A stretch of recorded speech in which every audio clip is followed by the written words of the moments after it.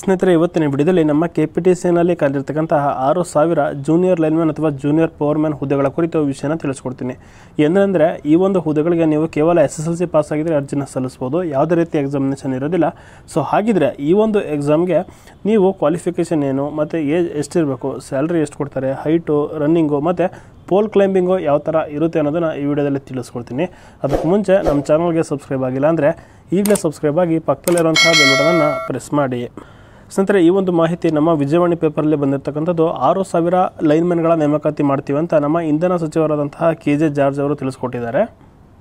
So ಹಾಗೆಯೇ ಈ ಸತಿ ಏನು ಗುಡ್ ನ್ಯೂಸ್ ಅಂದರೆ, ನೀವು ಯಾವ್ಯಾವ ಡಿಸ್ಟಿಕಲ್ಲಿ ಇರ್ತೀರಾ ಅದೇ ಡಿಸ್ಟಿಕಲ್ಲಿ ಅಪ್ಲಿಕೇಶನ್ ಹಾಕೋ ರೀತಿ ಒಂದು ಹೊಸ ಕಾನೂನನ್ನು ತರ್ತಾ ಇದ್ದಾರೆ. ಸೊ ಇದರಿಂದ ನಿಮ್ಮ ಡಿಸ್ಟಿಕಲ್ಲೇ ನೀವು ಕೆಲಸ ಮಾಡುವಂಥ ಅವಕಾಶ ಸಿಗುತ್ತೆ. ಮತ್ತು ಬೇರೆ ಡಿಸ್ಟಿಕ್ ಅವರು ಜಾಸ್ತಿ ಪರ್ಸೆಂಟೇಜ್ ಇದ್ದು ಇಲ್ಲಿ ಸೌತ್ ಡಿಸ್ಟಿಕ್ಕಿಗೆ ಬಂದು ಅಪ್ಲಿಕೇಶನ್ ಹಾಕಿ ಕೆಲಸ ತಗೊಳ್ಳೋಂತಹ ನಿಯಮ ಇಲ್ಲಿ ಸ್ವಲ್ಪ ಕಮ್ಮಿ ಆಗುತ್ತೆ. ಸೊ ಹಾಗಿದ್ರೆ ಈ ಒಂದು ನೇಮಕಾತಿಗೆ ಕ್ವಾಲಿಫಿಕೇಷನ್ ಮಿಕ್ಕಿರುವಂಥ ಡೀಟೇಲ್ಸ್ ಏನಂತ ನೋಡ್ತಾ ಹೋಗೋಣ.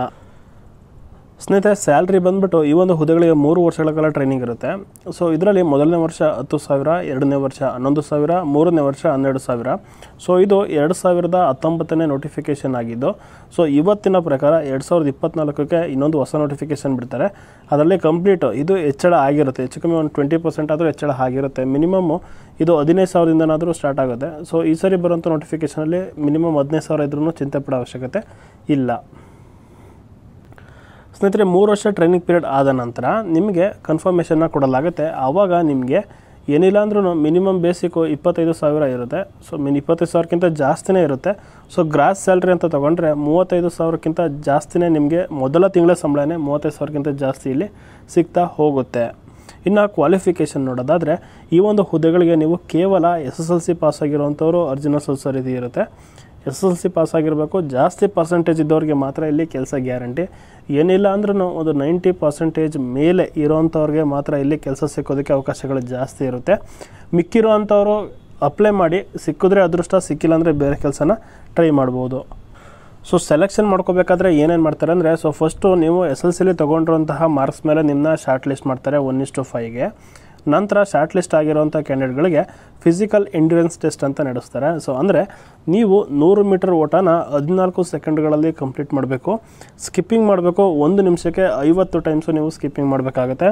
ಶಾರ್ಟ್ ಪುಟ್ ಎಸೆತ ಇರುತ್ತೆ, 12 ಪೌಂಡ್ ತೂಕ ಇರುತ್ತೆ. ಇದನ್ನು ನೀವು 8 ಮೀಟರ್ ಎಸೆತ ಎಸಿಬೇಕಾಗುತ್ತೆ 3 ಚಾನ್ಸಲ್ಲಿ.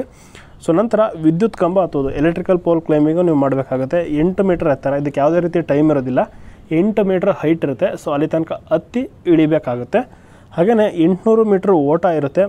ಸೊ ಇದನ್ನು ನೀವು 3 ನಿಮಿಷಗಳಲ್ಲಿ ಕಂಪ್ಲೀಟ್ ಮಾಡಬೇಕಾಗುತ್ತೆ. ಸೊ ಇಷ್ಟು ಫಿಸಿಕಲ್ ಮಾಡಿದ್ರೆ ನಿಮಗೆ ಯಾವುದೇ ರೀತಿ ರಿಟರ್ನ್ ಎಕ್ಸಾಮಿನೇಷನ್ ಇರೋದಿಲ್ಲ. ಕೇವಲ SSLC ಪರ್ಸೆಂಟೇಜ್ ಮೇಲೆ ಶಾರ್ಟ್ ಲಿಸ್ಟ್ ಮಾಡಿ ನಿಮಗೆ ಇಲ್ಲಿ ಅಪಾಯಿಂಟ್ಮೆಂಟ್ನ ಕೊಡ್ತಾರೆ. ಗೆಳೆಯರಿನ ವಯೋಮಿತಿ ಅಂದರೆ ಏಜ್ ಬಗ್ಗೆ ತಿಳ್ಕೊಳ್ಳೋದಾದರೆ ಮಿನಿಮಮ್ಮು ನಿಮಗೆಲ್ಲ 18 ವರ್ಷ ತುಂಬಿರಬೇಕಾಗುತ್ತೆ. ಸೊ SSLC ಅಂದ ತಕ್ಷಣ 16 ವರ್ಷದವರೆಲ್ಲ ಅಪ್ಲೈ ಮಾಡೋದಕ್ಕೆ ಬರೋದಿಲ್ಲ. ಮಿನಿಮಮ್ಮು ನಿಮಗೆ 18 ವರ್ಷ ತುಂಬಿರಬೇಕಾಗುತ್ತೆ. ಸೊ ಜನರಲ್ ಕ್ಯಾಟಗರಿ ಅವರು 35 ವರ್ಷದ ತನಕ ಅರ್ಜಿನ ಸಲ್ಲಿಸಬಹುದು. ಪ್ರವರ್ಗ 2A, 2B, 3A, 3B ಅವರು 38 ವರ್ಷದ ತನಕ ಅರ್ಜಿನ ಸಲ್ಲಿಸಬಹುದು. ಇನ್ನು ಪರಿಶಿಷ್ಟ ಜಾತಿ, ಪರಿಶಿಷ್ಟ ಪಂಗಡ ಮತ್ತು ಪ್ರವರ್ಗ 1 ಇವ್ರುಗಳಿಗೆ 40 ವರ್ಷದ ತನಕ ಅರ್ಜಿನ ಸಲ್ಲಿಸೋದಕ್ಕೆ ಅವಕಾಶನ ಮಾಡಿಕೊಟ್ಟಿರ್ತಾರೆ.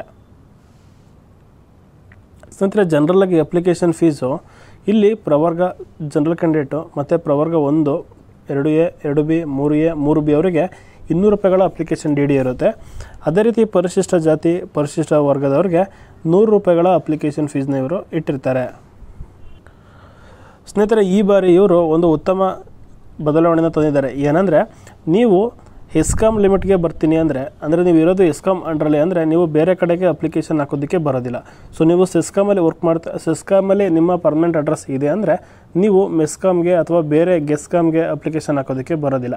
ಸೊ ನೀವು ಯಾವ್ಯಾವ ಲಿಮಿಟಲ್ಲಿ ಇದ್ದೀರಿ ಅದೇ ಲಿಮಿಟಿಗೆ ಮಾತ್ರ ಅರ್ಜಿನ ಸಲ್ಲಿಸೋ ರೀತಿ ಅವಕಾಶನ ಮಾಡಿಕೊಟ್ಟಿದ್ದಾರೆ. ಸೊ ಇದರಿಂದ ಬೇರೆ ಕಡೆಯವರು ಬೇರೆ ಕಡೆ ಹೋಗಿ ಕೆಲಸ ಮಾಡುವಂತಹ ಅನಿವಾರ್ಯತೆ ತಪ್ಪುತ್ತೆ. ನೀವು ಇರೋ ಕಡೆನೇ ನೀವು ಮನೆ ಹತ್ರನೇ ಕೆಲಸ ಮಾಡೋಂಥ ಅವಕಾಶಗಳು ಇಲ್ಲಿ ಜಾಸ್ತಿ ಇರುತ್ತೆ.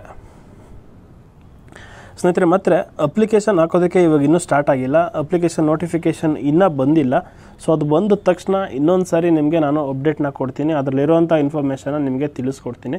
ಸೊ ಸದ್ಯಕ್ಕೆ ನೀವು ಅಪ್ಲಿಕೇಶನ್ ಹಾಕೋದಕ್ಕೆ ಹೋಗೋವಂಥ ಅವಶ್ಯಕತೆ ಇಲ್ಲ. ಇನ್ನೊಂದು ಸಾರಿ ನಾನು ಅಪ್ಲಿಕೇಶನ್ ಹಾಕೋದಕ್ಕೆ ಸ್ಟಾರ್ಟ್ ಆಗಿದೆ ಅಂತ ವಿಡಿಯೋ ಮಾಡಿದಾಗ ಆವಾಗ ಬೇಕಿದ್ರೆ ಹೋಗಿ ನೀವು ಅರ್ಜಿನ ಸಲ್ಲಿಸಿ. ಇದು ಬರೀ ಕೇವಲ ನಿಮ್ಮ ಇನ್ಫಾರ್ಮೇಷನ್ಗೋಸ್ಕರ. ಸೊ ಸ್ನೇಹಿತರೆ, ಇವತ್ತಿನ ವಿಡಿಯೋದಲ್ಲಿ ಇಷ್ಟೇ ಆಗಿತ್ತು ಮಾಹಿತಿ. ಸೊ ಈ ನೋಟಿಫಿಕೇಷನ್ ಥರನೇ ಇನ್ನೊಂದು ನೋಟಿಫಿಕೇಷನು 2024ರಲ್ಲಿ ಹೊರಬೀಳುತ್ತೆ. ಇನ್ನೇನೋ ಒಂದು 2-3 ಮಂತ್ಸಲ್ಲಿ ನಿಮಗೆ ಇನ್ನೊಂದು ಹೊಸ ನೋಟಿಫಿಕೇಷನ್ ಬರುತ್ತೆ. ಸೊ ಅವಾಗ ನಾನು ಇನ್ನೊಂದು ಸತಿ ಅಪ್ಡೇಟ್ನ ನಿಮಗೆ ಕೊಡ್ತೀನಿ. ಸೊ ಅಲ್ಲಿ ತನಕ ನೀವು ಅಲರ್ಟ್ ಆಗಿರಿ, ಇರೋ ಡಾಕ್ಯುಮೆಂಟ್ಗಳನ್ನೆಲ್ಲ ಪ್ರಾಪರಾಗಿ ವೆರಿಫೈ ಮಾಡ್ತಾಯಿರಿ. ಯಾವುದಾದ್ರೂ ನಿಮ್ಮ category certificate, income certificate lapse ಆಗಿದ್ದರೆ ಅದನ್ನು ಮಾಡಿಸ್ಕೊಳ್ತಾ ಇರಿ. ಕನ್ನಡ ಮಾಧ್ಯಮ ಮತ್ತು ಗ್ರಾಮೀಣ ಅಭ್ಯರ್ಥಿ